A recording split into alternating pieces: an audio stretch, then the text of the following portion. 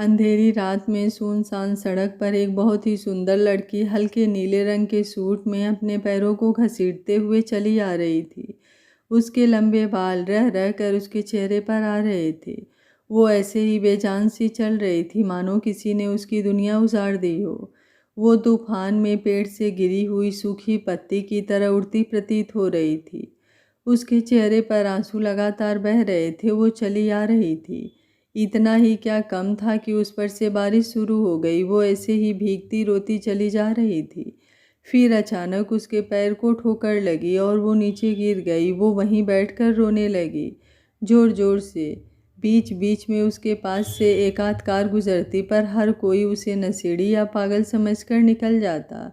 वो अपना पेट पकड़े बेहोश होकर गिर पड़ी। उसकी टांगें खून से भर गई। तब एक भले मानस ने उसके पास कार रोकी और उसे हॉस्पिटल ले आया।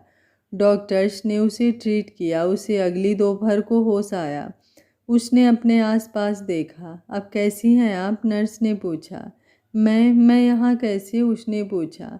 आप उस पहाड़ी सड़क पर बेहोश पड़ी थी। आपकी किस्मत अच्छी थी कि डॉक्टर सर वहाँ से गुजर रहे थे। वो आपको यहाँ ले आए। मैं उन्हें बुला कर लाती हूँ, कहकर नर्स बाहर डॉक्टर को बुलाने चली गई। कुछ देर में वो एक हैंडसम से डॉक्टर को लेकर आई। कैसी हो तुम? उसने पूछा। जी जी ठीक हूँ, थैंक यू डॉक्टर, वो बोली। तुम्हारा नाम क्या है? जी कशिश, वो बस इतना ही बोली। कशिश, तुम्हें निमोनिया हो गया है। बुखार ठीक होने तक तुम्हें यहीं रुकना होगा, डॉक्टर शौर्य ने कहा। डॉक्टर, मेरा बच्चा? कशिश ने अपने पेट पर हाथ रखकर पूछा। सॉरी, जब आप मुझे मिली तो आपका मिसकैरेज हो गया था। हमने किसी तरह आपको बचाया है। देखिए, खुद को मजबूत कीजिए। आपकी फैमिली का नंबर बता दीजिए, हम उन्हें बुला देते हैं, शौर्य बोला। कशिश अपने पेट पर हाथ रखकर रोने लगी। शौर्य ने नर्स को इशारा किया। वो उसके पास आई और उसे चुप कराते हुए बोली, देखिए, जो होना था हो गया। तुम वहाँ इस हालात में पता नहीं कब से पड़ी थी। जहर फैलने लगा था। डॉक्टर ने बड़ी मुश्किल से आपकी जान बचाई है। आप ठीक हो जाओ, बच्चे और हो जाएंगे। कशिश सब कुछ सुनकर भी चुप रही। शिखा, इनके खाने के लिए कुछ ले आओ, शौर्य ने नर्स को भेजा। फिर उससे कहा, आपके पति या किसी फैमिली मेंबर का नंबर दे दो, मैं उन्हें बुला देता हूँ। मेरा कोई नहीं है, कोई नहीं है, कहकर वो फिर से रोने लगी। देखिए, ऐसे हम तुम्हें यहाँ नहीं रख सकते। कल को तुम्हारा पति हम पर केस कर देगा कि हमने उसके बच्चे को मारा है और उसे खबर भी नहीं की। सॉरी बोला। मेरा सच में कोई नहीं है। मम्मी पापा और भैया की कोरोना में जान चली गई। इस शहर में मैं इकलौती रह गई। मेरे दादाजी हैं, वो गांव में रहते हैं। मेरी अभी शादी नहीं हुई है। ये बच्चा उसका था जिसे मैं प्यार करती थी, पर वो भी किसी और को चाहता है। एक ये बच्चा ही मेरा था, वो भी चला गया। वो फिर से रोने लगी। रो मत, मैं तुम्हें बचा कर लाया हूँ तो आगे भी तुम्हारा इलाज करवाऊंगा।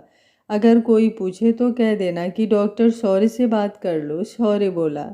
तभी नर्स खाना लेकर आ गई। शौर्य ने उसे समझा बुझाकर खाना खिलाया। फिर वो उसे आराम करने के लिए छोड़ गए। उसने आंखें बंद की तो वो अपने अतीत में खो गई। कॉलेज का आखिरी साल था। हर लड़की अधीर की दीवानी थी। एक दिन अधीर के साथ एक नई लड़की त्रिशा आई, जो अधीर की तरफ की बहुत अमीर थी और अधीर को बचपन से जानती थी। त्रिशा ने म्यूजिक में एडमिशन लिया था, लेकिन वो ज़्यादा समय अधीर के पास ही होती थी। हर तरफ बात फैल गई कि वो अधीर की गर्लफ्रेंड है। कशिश ने खुद को समझा लिया। बेशक वो उसे इतने सालों से चाहती थी, पर अब जब वो ही इसे नहीं चाहता तो ये क्या कर सकती थी। अब तक तो वो इसलिए उसे चाहती रही क्योंकि वो किसी का नहीं हुआ था, और जब वो किसी का हो गया तो उसे भूलना ही पड़ेगा। पढ़ाई खत्म करके ये एक वकील की असिस्टेंट लग गई। एक दिन मीना ने उसे अपने बर्थडे पर होटल में पार्टी दी। उसने अधीर के कारण त्रिशा को भी बुला लिया। पार्टी बहुत जोरदार थी। कशिश आना नहीं चाहती थी क्योंकि उसके सारे परिवार की डेथ हुए अभी 6 महीने ही हुए थे, पर मीना ने इसे कसम देकर बुला लिया। अधीर त्रिशा के साथ आया था और उससे हंस हंस कर बातें कर रहा था, और वो बार बार अधीर के कान में बात कर रही थी। ये सब कशिश से बर्दाश्त नहीं हो रहा था, तो वो बीच पार्टी में ही मीना को गिफ्ट देकर जाने लगी। तो मीना ने उसे रोक लिया और खाना खाकर जाने को कहा। फिर 1 डेढ़ घंटे बाद वो खाना खाकर बाहर आ रही थी कि अधीर उससे टकराया। अधीर ने बहुत पी रखी थी। कशिश को आज पता चला कि वो इतना शराब पीता है। उसने अधीर को गिरने से बचाने के लिए उसे पकड़ लिया। उसने आसपास देखा, उसे तृषा नहीं दिखी। मीना ने उसे रिक्वेस्ट की कि वो अधीर को ऊपर कमरे में छोड़ दे। उसने दूर से आए फ्रेंड्स के लिए होटल में कमरे बुक किए हुए थे। कशिश उसे बेड पर लिटाकर आने लगी तो अधीर ने उसका हाथ पकड़कर अपनी तरफ खींच लिया और उसे किस करने लगा। पहले तो कशिश उससे छूटने की कोशिश करती रही, लेकिन अधीर उस पर हावी हो गया। वो भी उसे करीब 10 सालों से प्यार करती थी तो उसने भी खुद को उसके हवाले कर दिया। अधीर नशे की हालत में रात भर उससे प्यार करता रहा। जब वो सो गया तो कशिश चुपचाप उठकर वहाँ से चली गई। वो घर आकर दूसरे दिन शाम तक रोती रही। लगभग 1.5 महीने बाद उसकी तबीयत खराब रहने लगी। वो हॉस्पिटल गई तो उसे पता चला कि वो प्रेग्नेंट है। वो रिपोर्ट लेकर अधीर से मिलने उसकी कंपनी में गई। उसने सोचा था कि जब वो अधीर को बताएगी तो वो खुश होगा और इससे शादी कर लेगा। वो अभी अंदर आई ही थी कि अधीर तृषा के साथ उसके पास से हंसते हुए निकल गया और उनके पीछे आने वाले वर्कर आपस में बात कर रहे थे कि कुछ दिन बाद उन दोनों की शादी है। ये सुनते ही वो वहाँ से चली आई। कंपनी शहर से दूर थी। वो वहाँ से पैदल ही चल दी। उसे पता ही नहीं चला कि वो शहर की बजाय जंगल की तरफ बढ़ती चली गई। अंधेरा होने लगा था, उस पर से बारिश भी होने लगी। उसका रो रो कर बुरा हाल था। अगर अधीर ने तृषा से ही शादी करनी थी तो इसके साथ वो सब क्यों किया। उसने सोचा कि चाहे कुछ भी हो जाए मैं इस बच्चे को जन्म दूंगी। वो सोच ही रही थी कि उसे चक्कर आ गए और वो बेहोश होकर गिर गई। ये सोचते ही कशिश ने अपने पेट पर हाथ रखा और जोर जोर से रोने लगी। आज उसे अपनी फैमिली बहुत याद आ रही थी। ये सब सोचते सोचते ही वो सो गई। कशिश उठो, दवा का टाइम हो गया है। कशिश कशिश। सौर्य ने जगाया तो कशिश ने आंखें खोलकर हैरानी से आसपास देखा। जाने वो कब पुराने दिनों को याद करते करते सो गई थी। उसने आंखें खोली तो पाया कि वो हॉस्पिटल में है। उसने सौर्य की तरफ देखा और उठकर बैठ गई। सौर्य ने उसे दवा दी। दवा टाइम पर लेना ज़रूरी है, नहीं तो जल्दी ठीक नहीं होगी, सौर्य बोला।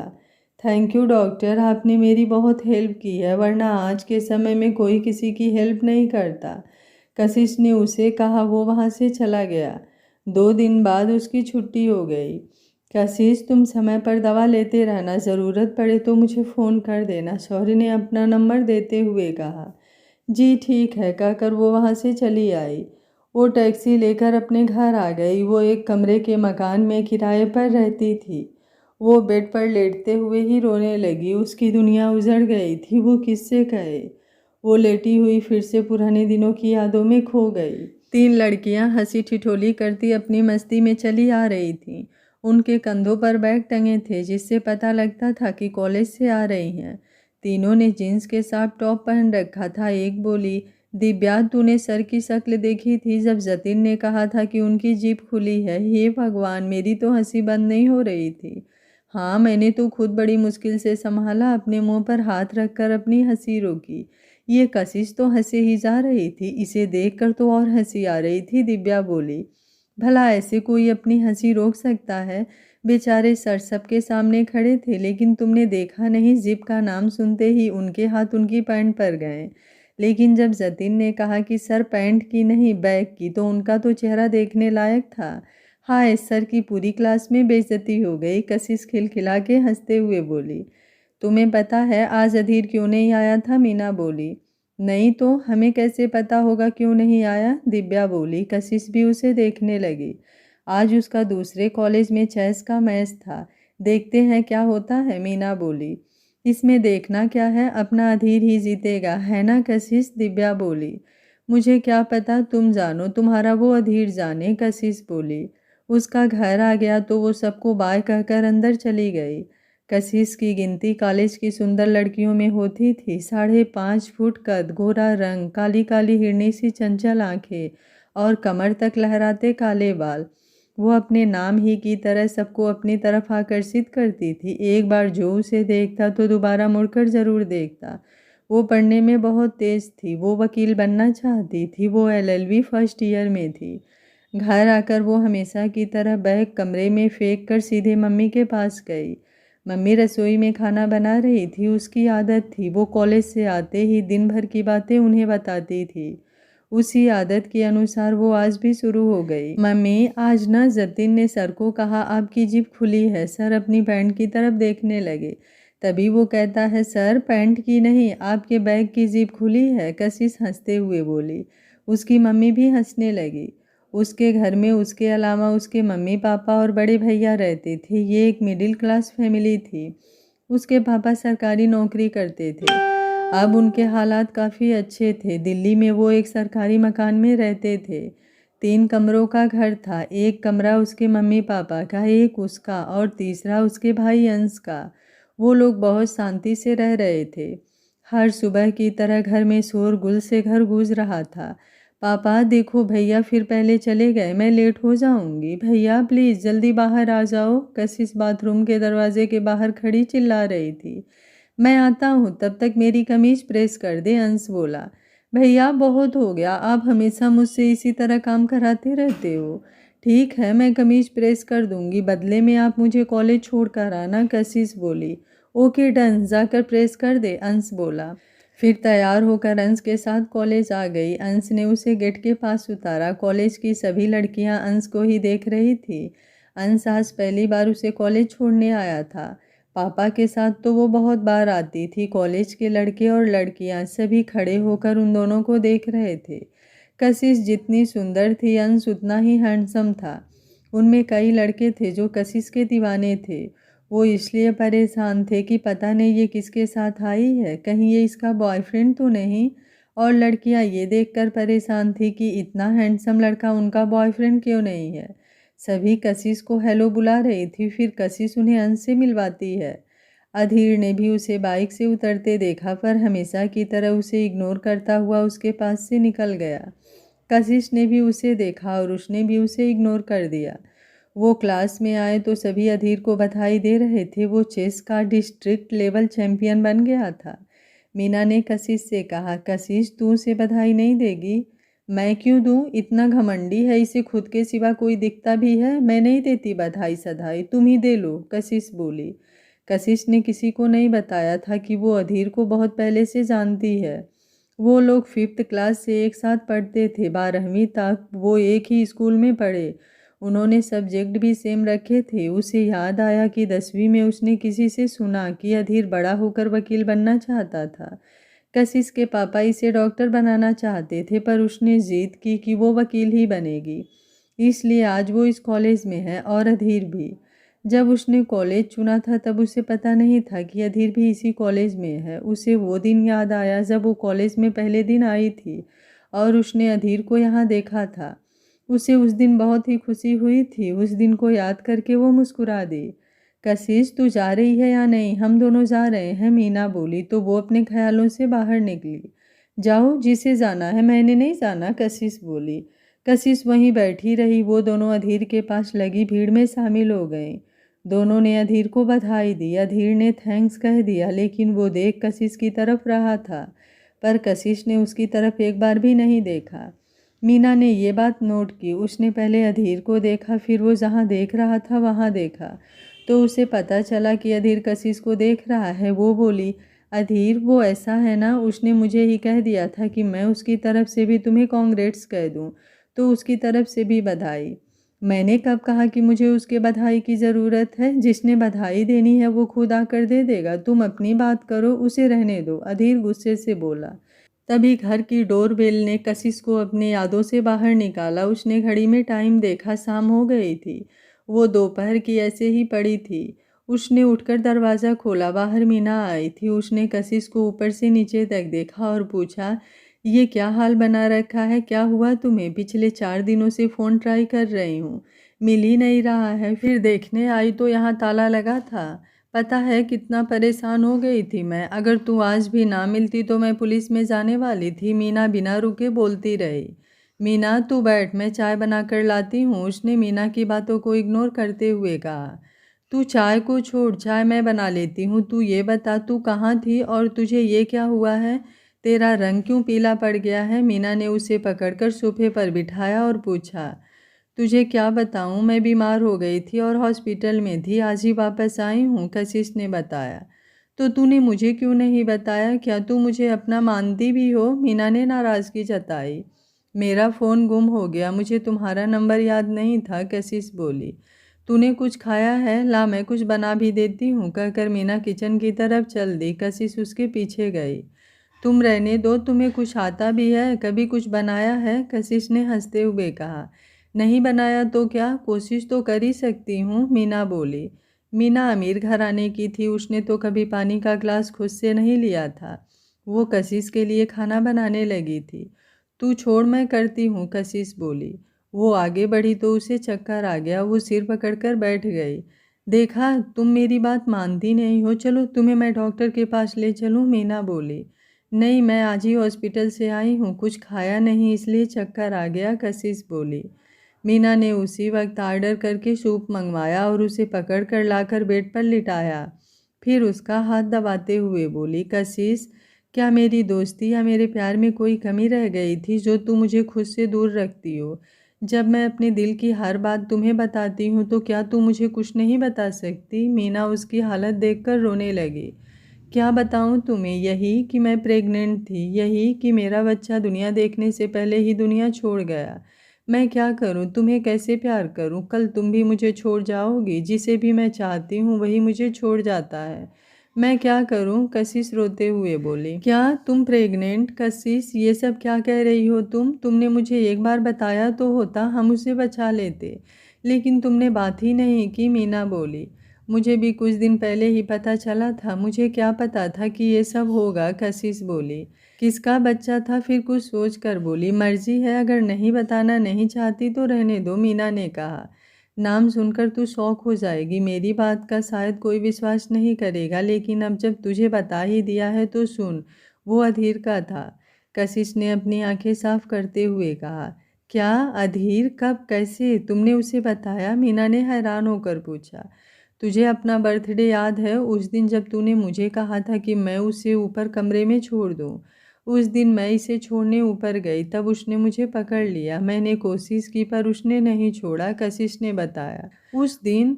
तो उस दिन उसके साथ तू थी? वो दूसरे दिन मेरे पास आया और मुझे पूछ रहा था कि उसकी ड्रिंक में ड्रग किसने डाला।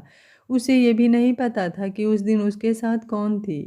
वो मुझे पूछ रहा था, पर मुझे पता होता तो मैं बताती, लेकिन अब मैं उसे सब बता दूंगी, मीना बोली। नहीं, तुम अगर मेरी फ्रेंड हो तो तुम उसे कुछ नहीं बताओगी, इसलिए मैं तुमसे छुपा रही थी। अब बच्चा तो रहा नहीं तो अब शिकायत भी क्या करना, वैसे भी वो त्रिशा से शादी करने वाला है, कशिश बोली। क्या त्रिशा से? तुझे किसने बताया? मीना ने पूछा। जब मुझे पता लगा कि मैं प्रेग्नेंट हूँ तो मैं उसी वक्त अधीर की कंपनी में गई थी। वहाँ वो मेरे पास से त्रिशा के साथ बातें करता हुआ गुजर गया। उसकी कंपनी के लोग बातें कर रहे थे कि जल्द ही उनकी शादी होने वाली है, कशिश बोली। तभी डोरबेल बजी, बाहर डिलीवरी वाला सूप लाया था, मीना ने उसे सूप दिया। अब कशिश में थोड़ी जान आई। कशिश, तू मेरे साथ मेरे घर चल, मना मत करना। जिस दिन तू ठीक हो गई तो वापस आ जाना, मीना बोली। कशिश मना करते हुए बोली, नहीं मीना, मैं यहीं रहना चाहती हूँ, मैं बाहर नहीं जाना चाहती। तू मुझे गलत मत समझना, मैं जिस स्ट्रेस में हूँ मैं कहीं भी जाना नहीं चाहती, प्लीज़ सॉरी, उसने दर्द भरी आवाज़ में कहा। कोई नहीं, इतनी मिन्नत ना कर, तू मेरे साथ नहीं जा सकती तो मैं यहाँ रुक जाऊँगी। कशिश, मुझे लगता है कि चाहे कुछ भी हुआ हो तुझे एक बार अधीर से बात करनी चाहिए थी, मीना ने समझाया। नहीं मीना, मैंने बहुत सोचा है, देख मुझे पहले ही पता था कि वो त्रिशा को चाहता है, तो उस दिन जो कुछ भी हुआ उसकी जिम्मेदार मैं खुद हूँ। मैं उसे रोक भी सकती थी, अब भगवान ने मुझे फिर से वहीं लाकर खड़ा कर दिया है जहाँ से मैं चली थी। मैंने तय कर लिया है कि अब से मैं सब कुछ भुलाकर नई जिंदगी जीऊँगी, कशिश बोली। ये तुमने अच्छा सोचा है, लेकिन क्या तुम अधीर को भुला पाओगी? वो तुम्हारा 10 साल का प्यार है, तुम जी पाओगी उसके बिना? कशिश, तुम खुद को अकेली मत समझना, तुम्हारा जो भी फैसला हो मैं तुम्हारे साथ हूँ, मीना ने उसे हौसला दिया। मीना का दर्द बांटने वाला भी इसके बिना कोई नहीं था। मीना की मम्मी सारा दिन शॉपिंग में बिजी रहती थी और पापा काम में। किसी को इसकी कोई फिक्र नहीं थी। वो बहुत पैसे वाले थे पर अंदर से वो प्यार के लिए तरसती थी। जब कशिश के माँ बाप जिंदा थे तो वो कशिश से बहुत जलती थी कि उसे इतनी प्यार करने वाली फैमिली मिली, पर इस कोरोना ने उन्हें अलग कर दिया। कभी कभी वो इस बात के लिए खुद को जिम्मेदार समझती है। उसे लगता है कि उसने इनकी फैमिली को नज़र लगा दी। ये सोचते ही उसकी आंख भर आई। तब से वो ही इसकी फैमिली बन गई। इसे हर खुशी देना चाहती है पर वो जितना भी जोर लगा ले पता नहीं क्यों कशिश की ज़िंदगी में खुशी आ ही नहीं पाती। कुछ देर चुप रहने के बाद वो बोली, कशिश मैं सोच रही हूँ कि मुझे काम करना नहीं आता, तू कर नहीं सकती और मेरे घर भी तू जा नहीं सकती, तो क्यों ना हम एक काम वाली को हायर कर लें। कशिश चिंता करते हुए बोली, हम कैसे रख सकते हैं, हमें मिलेगी कहाँ और मेरे पास पैसे कहाँ हैं। मीना बोली, देख तू ये सब मुझ पर छोड़ दे, मैं सब कर लूँगी। कहकर उसने अपने घर फ़ोन किया और बटलर को कहा, अंकल मैं कशिश के घर में हूँ, मुझे एक नौकरानी की ज़रूरत है जिसे खाना बनाने से लेकर घर का सारा काम आता हो। 1 घंटे के अंदर भेज दो, मुझे बहुत भूख लगी है। बटलर उसी वक्त बोला, ठीक है बेबी मैं अभी भेजता हूँ। कहकर उसने फ़ोन रख दिया। कशिश कुछ नहीं बोली, चुपचाप बेजान सी सोफे पर टेढ़ी होकर उसे देखती रही। मीना बोली, कशिश मैं अभी आती हूँ। कहकर वो पैदल ही मार्केट की तरफ चल दी। उसने कशिश के लिए जूस और फ्रूट लिया, फिर वापस आ गई। उसने कशिश को जूस दिया, फिर सेब काट कर देने लगी। कशिश बोली, मीना मैं तेरा ये एहसान कभी नहीं भूलूंगी। इस दुनिया में जब सब साथ छोड़ गए तो सिर्फ एक तू है मेरे साथ है, वरना मुझे तो उन भगवान ने भी छोड़ दिया है। मीना बोली, दोस्ती में नो सारी नो थैंक, सुना तो होगा ही है ना, बाकी दोस्ती दोस्ती होती है, कोई मेहरबानी या एहसान नहीं होता। हमारे बीच सिर्फ दोस्ती है, सब खत्म हो जाए पर दोस्ती रहेगी। हमेशा याद रखना कि कोई नहीं भी होगा तो भी मैं होऊंगी। उसकी बात सुनकर कशिश उससे लिपट गई और बहुत रोई। मीना ने भी उसे रोने दिया। तभी डोरबेल बजी तो मीना ने दरवाज़ा खोला। बटलर की भेजी काम वाली आई थी। मीना उसे जानती थी, ये रजनी थी, उनके घर में ही काम करती थी। उसने उसे अंदर बुलाया। सबसे पहले उसने उसे कशिश से मिलाया और बोली, रजनी ये कशिश है, जैसी मैं हूँ वैसी ही ये है। मैं भी यहीं रहूँगी, तुझे इस घर का सारा काम करना है। हम दोनों के खाना बनाने से लेकर कपड़े धोने तक का काम तुझे करना होगा। अब सबसे पहले चाय बना ले, तू अपनी भी बना लेना। उसके बाद घर की सफाई कर देना। कशिश बीमार है, इसके लिए खिचड़ी बना लेना। उसे समझाकर उसने उसे घर दिखा दिया। घर क्या था, मीना का कमरा भी इससे बड़ा था। पहले लिविंग रूम था, उसके साथ रसोई थी, रसोई के आगे बेडरूम था। मतलब रसोई के एक तरफ लिविंग और दूसरी तरफ बेडरूम था। टॉयलेट बेडरूम में ही था। चाय पीने के बाद रजनी साफ सफाई में लग गई। कशिश को नींद आने लगी थी तो मीना बोली, कशिश तू आराम कर, मैं घर जाकर कपड़े ले आऊं। रजनी यहीं है, कुछ चाहिए हुआ तो उसे कह देना। कहकर उसने रजनी को भी सब समझाया और चली गई। कशिश फिर से पुरानी यादों में खो गई। उसे याद आया कि वो एक बार कॉलेज में सालाना फंक्शन था।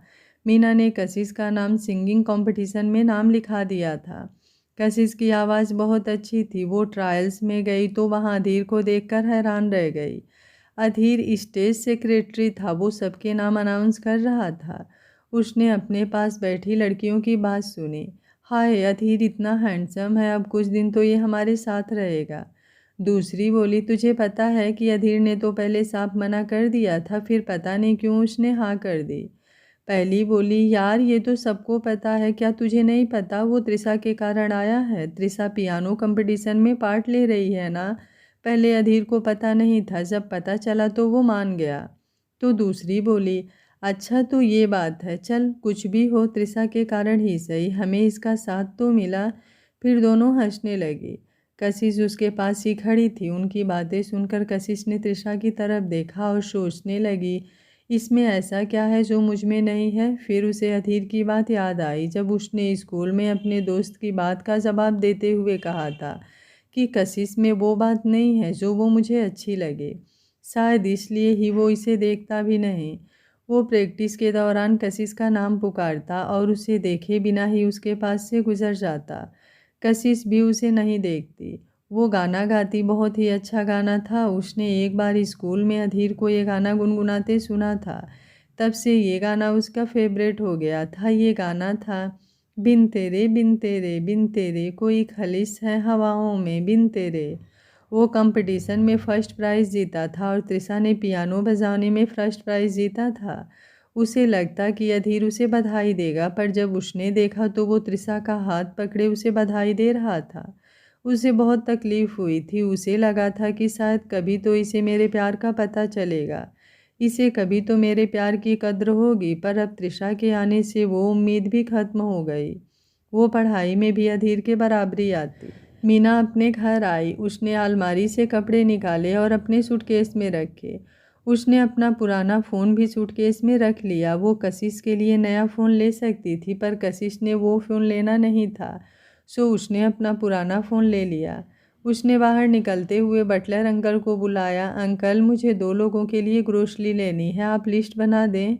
बटलर बोला, चलो बिटिया, मैं साथ चलता हूँ, आपको खरीदने का पता नहीं चलेगा। कहकर वो मीना का सामान कार में रखवा कर उसके साथ चल दिया। उसने शॉप से ज़रूरत का सामान लिया। फिर मीना ने अंकल को वापस भेज दिया और खुद कशिश के घर आ गई।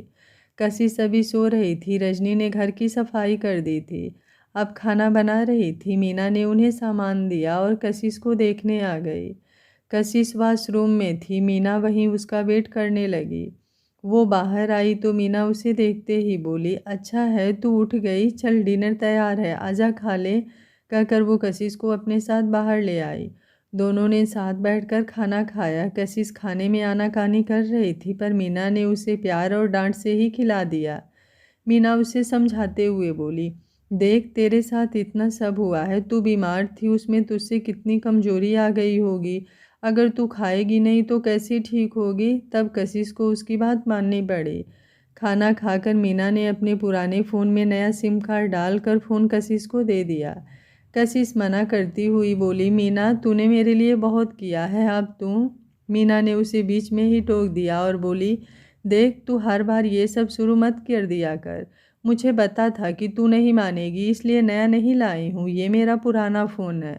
मैंने नया फ़ोन लिया था तो अब ये फालतू पड़ा था, सो मैं ले आई। अब दोबारा मत कहना, मैं काम पर जाऊंगी तो तुझसे बात करने के लिए फ़ोन तो चाहिए, ले पकड़। उसकी बात मानकर कशिश ने फ़ोन ले लिया।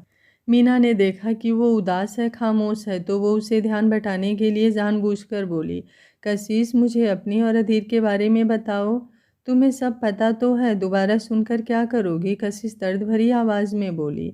मीना को पता था ये ऐसे ही कहेगी, इसलिए वो बोली, मैं सोचती हूँ कि एक कहानी लिखूँ, इसलिए कह रही हूँ। कशिश भी उसे अच्छे से समझती थी। वो बोली, तुझे कब से लिखने का शौक़ जागा। चल कोई नहीं, मैं सुनाती हूँ। जब अधीर और मैं स्कूल में पढ़ते थे तो एक दिन, कशिश बताने लगी तो मीना ने टोक दिया और बोली, यहाँ से नहीं वहाँ से सुना। जब अधीर स्कूल में आया था तूने उसे पहली बार देखा था। कशिश मीना की बात सुनकर मुस्कुरा दी। उसकी मुस्कुराहट में भी दर्द था। वो बोली, अच्छा मेरी माँ, वहीं से सुन। बात तब की है जब मैं 5th क्लास में थी। एक दिन मैं क्लास में गई तो सब खुसुर फुसुर कर रहे थे। मैंने अपनी फ्रेंड अनीता से पूछा कि अनीता क्या बात है, ये सब क्या बात कर रहे हैं। तब अनीता ने बताया कि हमारी क्लास में एक नया लड़का आया है जो बहुत अमीर है और महंगी कार से आया था। उसे ड्राइवर छोड़कर गया है और जिसका बैग भी ड्राइवर रख कर गया है। हमारी क्लास में कोई अमीर बच्चा नहीं था, सभी बच्चे मिडिल क्लास फैमिली से था, ये फिर गरीब थे। कार वाले 1-2 ही थे, पर ड्राइवर किसी के पास नहीं था। सबके लिए अधीर एक देखने की चीज़ बन गया था। दूसरी क्लास से भी बच्चे उसे देखने हमारी क्लास में आते थे। वो सबसे अलग जो दिखता था। कशिश अपने ही ख्यालों में खोई सी कहानी सुनाते सुनाते वही खो गई। मीना भी उसकी बातों में खोती हुई सी बोली, हाँ हैंडसम तो वो कॉलेज में था, वहाँ भी तो पूरे कॉलेज की लड़कियाँ उसे देखने के लिए क्लास के बाहर खड़ी रहती थीं। कशिश आगे बोली, फिर जब हम 6th क्लास में हुए तो मैडम ने उसे मेरे साथ बैठा दिया। क्या तुम दोनों एक साथ बैठते थे, तुमने पहले तो बताया नहीं। मीना उसे टोकते हुए बोली। कशिश बोली, अब बता रही हूँ ना, ऐसा बहुत कुछ है जो मैंने पहले नहीं बताया और अब सारी बातें बताऊँगी। तो फिर वो मेरे पास बैठने लगा, लेकिन वो मुझे बुलाता नहीं था। मुझे तो क्या, किसी को नहीं बुलाता था। जब भी किसी ने उससे कोई बात करनी होती तो मुझे कह देते। मैं डरते हुए उसे कहती। वो बस ओके कह देता था। फिर जाने कैसे अमित से इसकी दोस्ती हो गई। अमित हमारे आगे वाले बेंच पर नीति के साथ बैठता था। अब सब उसके लिए अमित को अप्रोच करते। मेरी उससे बात होनी बिल्कुल ख़त्म हो गई थी। मैं अपनी पढ़ाई में मस्त रहती थी और वो अपने आप में। तू मानेगी नहीं, हम लोग 10th तक एक बेंच पर बैठते थे पर कभी एक दूसरे को हेलो भी नहीं बुलाई। एक दिन 9th में अमित उससे कोई बात कर रहा था। अमित ने कुछ कहा तो ये बोला कि मैं लड़कियों से बात नहीं करता, सब मतलब की होती हैं। मीना बोली, ये कोई बात हुई भला, सब लड़कियां मतलब की होती हैं। वो कितनी लड़कियों को जानता था। कशिश बोली, मुझे क्या पता। हाँ, मैं बता रही थी कि वो कह रहा था लड़कियों से बात नहीं करता, तो उस दिन मुझे समझ आया कि ये कैसा है। ये खुद को कुछ ज़्यादा ही समझता है। तो मैंने भी लड़कियों को बता दिया कि ये ऐसे कह रहा था। उस दिन से हमने इसकी नाम छेड़खड़ूस रख दी। मीना उसकी बात सुनकर खुश हुई। वो बोली, अच्छा किया, इसके साथ ऐसा ही होना चाहिए था। लेकिन तू तो उससे प्यार करती थी ना। कशिश बोली, उस वक्त प्यार का मतलब नहीं पता था। उस वक्त उसके अच्छे लगने को ही प्यार समझती थी। लेकिन फिर 10th में भी वो मेरे साथ बैठा। मैडम ने सब बच्चों की सीट बदली, बस हमारी नहीं बदली। क्यों, ये पता नहीं। 10th भी सारा ऐसे ही निकला। सारे साल में वो मेरे साथ 2-3 बार बात करता। एक मेरे बर्थडे पर विश करने और दूसरा अपने बर्थडे पर थैंक यू कहने को। मैं भी उसे कभी कॉपी दिखाना या कॉपी देखना कह देती थी। बस इसी तरह 10th भी हो गई थी। एक दिन स्कूल फंक्शन में गाना गाने के लिए मैडम ने मुझे बुलाया तो वो भी वहीं मैडम के पास था। वो वापस जा रहा था, मेरे पास से गुनगुनाता हुआ निकला। जब मैं मैडम के पास गई तो वही गाना जो अधीर गुनगुना रहा था उन्हें सुना दिया। मैडम को गाना अच्छा लगा, बस तब से ये गाना मेरा फेवरेट हो गया। उसकी पसंद मेरी पसंद हो गई। उसका फेवरेट खाना और गाना मेरा फेवरेट खाना और गाना हो गया। धीरे धीरे उसकी हर बात मुझे अच्छी लगने लगी। आगे क्या होगा इस कहानी में जानने के लिए देखते रहिए कहानी का अगला भाग। अगर आपको कहानी अच्छी लग रही है तो वीडियो को लाइक, शेयर एंड चैनल को सब्सक्राइब कर लीजिएगा। Thank you for watching. मिलते हैं कहानी के अगले भाग में।